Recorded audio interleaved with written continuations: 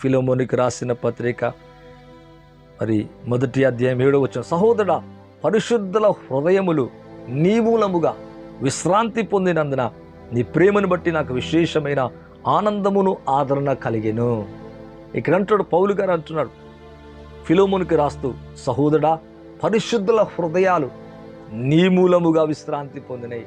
మరి నీ మూలంగా ఎవరి హృదయమైనా ఆనందించిందా, ఆదరించబడ్డదా, సంతోషించిందా? ఇక విధంగా చెప్పాలంటే విశ్రాంతి పొందిందా?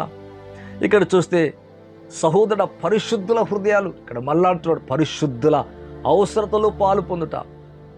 మరి పరిశుద్ధుల అవసరతలలో పరిశుద్ధుల హృదయములు నీ మూలముగా విశ్రాంతి పొందినందున నువ్వు ఏదైనా సాయం చేసినప్పుడు వారు విశ్రాంతి పొందుతారు, నెమ్మది పొందుతారు. తద్వారా దేవునికి కృతజ్ఞతాస్తుతులు చెల్లిస్తారు, ఇంకా దేవుని ఆరాధిస్తారు, ఇంకా సేవలు ముందుకెళ్తారు. మరి నీ మూలంగా విశ్రాంతి పొందిన నీ ప్రేమను బట్టి నాకు విశేషమైన ఆనందము ఆదరణ కలిగింది. ఇలాగ నువ్వు చేసిన దాన్ని బట్టి మరి పరిశుద్ధుల హృదయం నీ మూలంగా విశ్రాంతి పొందినందున నేనేమవుతున్నా అంటే నాకు విశేషమైన ఆనందం ఆదరణ కలిగింది. అవును ప్రియులరా, మరి ఇతరుల హృదయాలు విశ్రాంతి పొందినట్లుగా, మనస్ఫూర్తిగా సంతోషించినట్లుగా మనము పరిశుద్ధుల అవసరతలో పాలు పొందువారిగా ఉండాలా. ఇదే బైబిల్లో గనుక మనం చూసినట్లయితే హెబ్రీయులకు రాసిన పత్రిక 13వ అధ్యాయము 2వ వచనాన్ని కనుక చూస్తే, ఆతిథ్యము ప్రభు అంటున్నాడు ఇక్కడ, ఆతిథ్యము మరవకుడి, దానివల్ల కొందరు ఎరగకయే దేవదూతలకు ఆతిథ్యము చేసిరి. ఎంత భాగ్యం! ఆతిథ్యము అనేది, అవసరతలో పాలు పొందుట అనేది ఎంత దీవెన, ఎంత ఆశీర్వాదం. ఇక్కడ చూస్తే ఆతిథ్యము చేయ మరవద్దంట, మర్చిపోకుడి. ఇలా చూస్తాం మీ జీవితంలో అలాగున్నామా? మన అవసరతలు, మన అక్కరలు, మన కుటుంబం, మన పిల్లలు, మన జీవితం. మరి ఒక సహోదరుడు అయితే అనారోగ్యంతో బాధపడుతున్నప్పుడు 13 లక్షలు అంట అండి, 13 లక్షల ఖర్చు అయిందంట. మరి తెలుసుకొని, మా గురించి తెలుసుకొని ప్రార్థన కోరినప్పుడు, ఆ కుటుంబానికి వెళ్ళినప్పుడు, ఆ వ్యక్తి దగ్గరికి వెళ్ళినప్పుడు ప్రార్థించగా దేవుడు ఎంత గొప్ప కార్యం అంటే 3 రోజుల తర్వాత వెంటనే డిశ్చార్జ్ అయిపోయాడు, ఆ కుటుంబానికి వెళ్ళిపోయాడు. ఎంత గొప్ప కార్యం! మరి అంటున్నారు, ఫ్రీ అయిపోయాను బ్రదర్, చాలా హ్యాపీగా ఉంది, చాలా సంతోషం. ఇప్పుడు నెమ్మది క్రమక్రమంగా కోలుకున్నాడు. ఎంత సంతోష! కుటుంబానికి చాలా ఆనందం కలిగింది, చాలా సంతోషం కలిగింది. ఎంతో డబ్బు ఖర్చు ఆగిపోయింది. మరణావస్థలు ఉన్న ఆ వ్యక్తి యొక్క హృదయానికి, వారి జీవితానికి ఎంతో ఆదరణ కలిగింది. మరి ఇటువంటి కార్యాలు దేవుడు అనేకము చేయించున్నాడు పిల్లరా. మరి సేవలు అనేక అటువంటి కార్యాలను చూస్తున్నాం. నిజమే, మరి సేవకుల కొరకు, బీదల కొరకు, లేదా పూర్తి కాల సేవ చేస్తున్న వారి కొరకు నీ ఆతిథ్యం ఉందా? మరి పాలు పొందుతున్నావా? అప్పుడు నీ పిల్లలు విశ్రాంతి పొందుతారు, నీ జీవితంలో అద్భుత కార్యాలు జరుగుతాయి. అందుకే ఇక్కడ అంటాడు, ఆతిథ్యము చేయ మరవకొడి. బైబిల్లో కనుక చూసినట్లయితే ఆది కాండం కనుక చూసినట్లయితే 18వ అధ్యాయము 2వ వచనం నుంచి కనుక చూస్తే, ఇక్కడ అతడు కన్నులెత్తి అబ్రహాము చూసినప్పుడు 3 మనుషులు అతని ఎదుట నిలబడి ఉండిరి.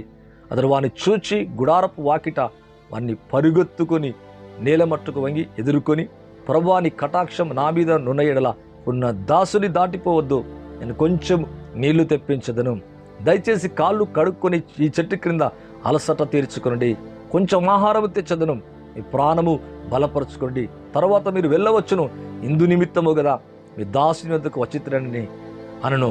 వారు నువ్వు చెప్పినట్లు చేయమనగా, ఇక్కడ ఎవరికి ఆతిథ్యం చేస్తున్నాడు? డైరెక్ట్గా దేవునికే. మరి తృత్వమైన దేవుడు వచ్చాడు, దూతల వలె వచ్చాడు. మరి ఇక్కడ చూస్తే బైబిల్ అంటూ దేవుని కన్నులెత్తి చూచాడంట. మరి 3 మనుషుల్లాగా, మరి దూతల వలె కనబడినట్టుగా, మరి 3 మనుషుల వలె కనబడినట్లుగా దేవుని యొక్క వాక్యం అంటుంది. వారితో అంటున్న మాట ఏంటంటే, ప్రభువు అని పిలుస్తున్నాడు, కొంచెం ఆహారం తెచ్చదను, మీ ప్రాణములను బలపరచుకోండి, తర్వాత మీరు వెళ్ళవచ్చు, ఇందు నిమిత్తము కదా మీ దాసుని వద్దకు వచ్చితిరి. అప్పుడప్పుడు తెలియకుండానే దేవుడు లేదా ఒక సేవకుడు లేదా సేవకుని యొక్క అవసరతలు నీవు తీరుస్తున్నప్పుడు, అందుకే అంటాడు, మీరు ఈ చిన్నవాళ్ళు కొన్ని నీళ్ళు ఇస్తే దాని ప్రతిఫలం పోదంట. మరి కొంతమందికి మనం చేసినప్పుడు ఇది నాకు చేసినట్టే అంటాడు. నిజమే. ఇక్కడ చూస్తే మరి ఇందు నిమిత్తమే కదా మీరు మీ దాసి వద్దకు వచ్చిద్దరని వారు నీవు చెప్పినట్లు చేయమనగా అబ్రహాం పరిగెత్తుకొని వెళ్ళి 3 మానికల మెత్తని పిండి తెచ్చి రొట్టెలు చేసి మందకు వెళ్ళి మరి త్వరగా దాన్ని పనివానికి అప్పగించి సిద్ధపరిచి తర్వాత వెన్నను పాలను సిద్ధం చేయించి దూడను తెచ్చి వారి యొద్ద పెట్టి భోజనము చేయుచుండగా ఆ చెట్టు క్రింద నిలబడెను. మరుసటి ఏట దేవుడు అబ్రహాం యొక్క జీవితంలో జరిగిన తర్వాత మరుసటి ఏట ఈ ఆతిథ్యము చేసిన తర్వాత మరి ఇలా చేసిన తర్వాత దేవుడు శారాను దర్శించినట్లుగా చూస్తున్నాం. ఎంత గొప్ప కార్యం అండి. మరి మన జీవితంలో కూడా అలాగూ ఉండాలా. మరి దూతలకు చేస్తున్నారు, డైరెక్ట్గా తృత్వమైన దేవుడే ఇక్కడికి వస్తున్నట్లుగా 3 మనుషుల వలె వచ్చినట్లుగా చూస్తున్నాం. మరి పరిశుద్ధుల అవసరతలు పాలు పొందుచున్నామా? సంతోషంగా ఆ పని చేస్తున్నామా? లేదా సనుగుతున్నామా? బాధతో చేస్తున్నామా? అందుకే ఇందుకన్నా ఆతిథ్యము చేయ మరొకటి కొందరు తెలియకయే దేవదూతలకు ఆతిథ్యము చేసిరంట. మనుషులా కనబడు దేవదూతలు దేవుడే స్వయముగా. మరి అందుకే పేతురు రాసిన పత్రికలో ఒక మాట అంటాడు ప్రియులరా. మనం గనక చూసినట్లయితే పేతురు రాసిన మొదటి పత్రిక మరి 4వ అధ్యాయము, పేతురు రాసిన మొదటి పత్రిక 4వ అధ్యాయము 9వ వచనాన్ని కనుక చూసినట్లయితే సనుక్కునకుండా ఒకనికొకడు ఆతిథ్యము చేయడి. మరి ఎప్పుడైతే అలా చేస్తామో మీ అవసరతలు, మీ అక్కరలు, మధ్యాహ్న కాలుష్యములు మీ అవసరతలను తీర్చబడుగాక, మీ అక్కర్లను తీర్చబడుగాక. ఒకవేళ నువ్వు మించిపోయి ఉన్నాయా, నువ్వు కట్టవలసినవి, నువ్వు చేయవలసినవి, నువ్వు పొందవలసినవి, లేదా నీ పరిస్థితులు ఎదుర్కోలేటటువంటిగా ఉన్నాయా, మరి దిగులు పడుతున్నావా దాన్ని బట్టి, లేదా ఇది చేయలేను, ఇది అసాధ్యం అనుకుంటున్నావా? మరి ఇక్కడ దేవునికి వాక్యం చూస్తే సనుగు కొనకుండా, ఏదో బాధగా ఇబ్బందిగా కాకుండా సనుక్కోకుండా ఒకనికొకడు ఆతిథ్యము చేయడి. ఎంత గొప్ప కార్యం అండి. అలాగూ మనం ఎప్పుడైతే చేస్తామో ఎంతో దీవెన, ఎంతో ఆశీర్వాదం ఉంటుంది. ఇదే యోహాను రాసిన మొదటి పత్రిక, మరి యోహాను రాసిన మొదటి పత్రిక 3వ అధ్యాయము 17వ వచనాన్ని కనుక చూసినట్లయితే ఒక మాట ఉందండి. ఈ లోకపు జీవనోపాధి కలిగిన వాడండి తన సహోదరునికి లేమి కలుగుట చూచి అతని ఎడల ఎంత మాత్రము కనికరము చూపని వాని యందు దేవుని ప్రేమ ఎలాగూ నిలిచెను. అంటే మనం జీవనోపాధి కలిగి ఉండి మరి సేవలు నిమగ్నం అయిపోయి వారు నిత్యం ఆ పని మీద ఉండి మరి ఇంకా వేరే ఒక పని చేయకుండా దేవుని పనులు నిమగ్నమై ఉంటే వారి హృదయాలను సంతోషింపజేస్తే దేవుని కార్యాలు మనం చూడగలం. ఇక్కడ అంటుండే ఈ లోకపు జీవనోపాధి కలిగిన వాడండి తన సహోదరునికి లేమి కలుగుట చూచి అతని ఎడల ఎంత మాత్రము కనికరము చూపని వాని యందు దేవుని ప్రేమ ఎలాగూ నిలిచెను. ఎప్పుడైతే అటువంటి వారిని మనం చూస్తామో కనికరపడల, అవసరతలో ఉన్నవారి, దుఃఖములో ఉన్నవారిని చూసి, శ్రమలో ఉన్నవారిని చూసి, బాధలో ఉన్నవారిని చూసి, ఇక్కడ అంటున్నాడు మరి లేమి కలుగుట చూచి అతని ఎడల ఎంత మాత్రమును ఈ రోజుల్లో చూస్తే అటువంటి కనికరమే కనపడతలేదు. మరి ఎంత మాత్రము కనికరము చూపని వాని యందు దేవుని ప్రేమ ఎలాగూ నిలిచెను. ఒకవేళ ఆపదలో ఉన్నప్పుడు, వారి శ్రమలో ఉన్నప్పుడు అయ్యా మమ్మల్ని కనికరించంటే నో ఆన్సర్, ఎటువంటి ఆన్సర్ చూడలేరు పిల్లరా. మరి మనం అలాగుండద్దు. భూమి మీద బ్రతికినప్పుడు, జీవనోపాధి కలిగినప్పుడు, మనకు కలిగిన దాంట్లో మనం ఏం చేయాలంటే మరి ఇతరుల లేమిని చూచి, అవసరత చూచి, అక్కర చూచి, మరి వారి బాధ చూసి దేవునికి వాక్యం అంటుంది మరి కనికరపడి వారిగా ఉండాలా. మరి కనికరగా లేకపోతే కనికరము లేనటువంటి తీర్పును మనం చూస్తాం. మరి ఈ లోకపు జీవనోపాధి కలిగిన వాడి తన సహోదరికి లేమి కలుగుట చూచి అతని ఎడల ఎంత మాత్రము కనికరము చూపని వాని యందు దేవుని ప్రేమ ఎలాగూ నిలుచును. నిజమే కదా పిల్లరా.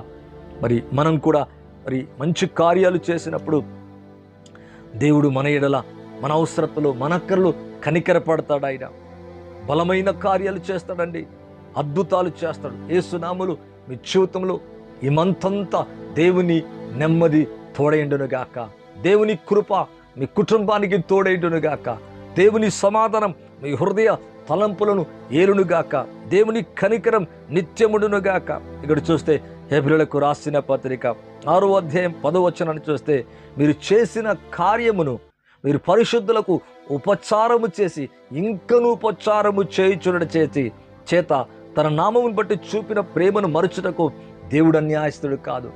అలాగను చేస్తే, ఆతిథ్యము చేస్తే, అవసరతలో పాలు పొందితే, వారి అవసరాలు తీరుస్తే దేవుని యొక్క వాక్యం అంటుంది, మీరు చేసిన కార్యమును మీరు పరిశుద్ధులకు, ముఖ్యంగా పరిశుద్ధులకు దేవుని యొక్క వాక్యం అంటుంది మరి ఉపచారం చేసి ఇంకా ఉపచారము చేయుచునుట చేత తన నామమును బట్టి చూపిన ప్రేమను మరచుటకు దేవుడు అన్యాయస్తుడు కాదంట.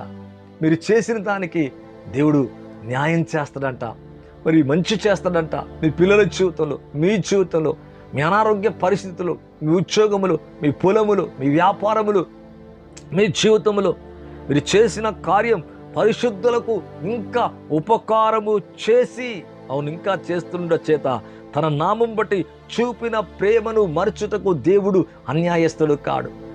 మర్చిపోడాయినా, మర్చిపోట్లేడు కూడా. అంటే మీరు చేసిన దానికి తిరిగి మళ్ళా చేయగల దేవుడే అంటున్నాడు. మరి అలాగా బైబిలు అనేకులు పిల్లరా మరి ఆతిథ్యము చేశారు. దేవుని యొక్క వాక్యములు కనుక మనం గమనించినట్లయితే మరి మరి మనం అలాగూ చేస్తున్నామా? ఇష్టముతో చేస్తున్నామా? ఆ పని సంతోషంగా చేస్తున్నామా? రోమిలకు రాసిన పత్రికలో ఒక మాట ఉంటుంది పిల్లరా, దేవుని యొక్క వాక్యంలో 12వ అధ్యాయం 8వ వచనం నుంచి కనుక చూసినట్లయితే, బోధించేవాడితే బోధించట్లోను, హెచ్చరించేవాడితే హెచ్చరించట్లోను పని కలిగి ఉందుము. ఎవరి పని వారిది. బోధించేవారి పని బోధించుట, హెచ్చరించేవారిది హెచ్చరించుట. పంచిపెట్టేవాడు సిద్ధ మనసుతో చేయాలట, పై విచారణ చేయవాడు జాగ్రత్తతో చేయాల, కరుణించేవాడు సంతోషముతో పని జరిగించాల. అంటే నువ్వు ఏ స్థితిలో ఉన్నా, నీ పని ఏదైనా, నువ్వు చేసే పని ఎలా ఉండాలంటే సంతోషముతో. కరుణించే హృదయాన్ని దేవుడిచ్చాడా? బోధించేది ఇచ్చాడా? హెచ్చరించేది ఇచ్చాడా? మరి శుద్ధ మనసుతో దేవుని యొక్క వాక్యం పంచిపెట్టే హృదయమా? పై విచారణ చేయవాడు జాగ్రత్తతో, కరుణించేవాడు సంతోషముతో. కరుణించే కృప నీకు ఇచ్చాడా? నీకుండి కరుణించే కృపనిచ్చాడా? తిరిగి కనికరాన్ని పొందుతావు. ఇక్కడ చూస్తే శుద్ధ మనసుతో కరుణించేవాడు సంతోషముతో పని జరిగించాలా. మరి అబ్రహాం సంతోషంతో చేస్తున్నాడు. తబీతా అనే ఒక వ్యక్తి ఉంది, ఆమె కూడా అంతే సంతోషముతో చేసినట్లుగా బైబిల్లో చూస్తున్నాం. బైబిల్ కనుక చూస్తే చాలా మంది ఉన్నారు అలాగా. మరి కొర్నేలి తాను కూడా అనేకులకు వాక్యములు కనుక చూస్తే ధర్మకార్యాలు చేస్తారట. అంటే వీరందరూ కూడా సంతోషముతో చేశారు. ఎప్పుడైతే మనం అలా చేస్తామో, అంటే మన పని ఏదైనా కానీ, బోధించే పని సంతోషంతో చేయాలా, లేదా స్వార్థ చేసే పని సంతోషంతో చేయాలా, లేకపోతే మరి పత్రికలు పంచేదే కావచ్చు, దేవుని కొరకు ఏదైనా కావచ్చు, ఇచ్చేదే కావచ్చు, మరి కనికరముతో ఎలాగుండాలంటే సంతోషముతో ఆ పని చేయువారిగా మనం ఉండాలా. మరి లైవ్ చూస్తున్న మీ చేతుల్లో అలా కనుక మనం ఉన్నట్లయితే తిరిగి సంతోషాన్ని పొందుతాం, తిరిగి దేవుని కనికరాన్ని పొందుతాం, తిరిగి మేలు పొందుతాం. పిల్లరా, దేవుని కార్యాలు మన జీవితంలో, మన కుటుంబం పట్ల, మన ఇంటి వారి పట్ల కూడా దేవుడు బలమైన కార్యాలు చేయగలడు. చూద్దామా? ఇది బైబిల్ గనక చూసినట్లయితే ఆది కాండం, దేవుని యొక్క వాక్యములు గనక చూసినట్లయితే ఆది కాండము మరి 19వ అధ్యాయము. ఇక్కడ చూడండి, ఒక విషయాన్ని చూద్దాం.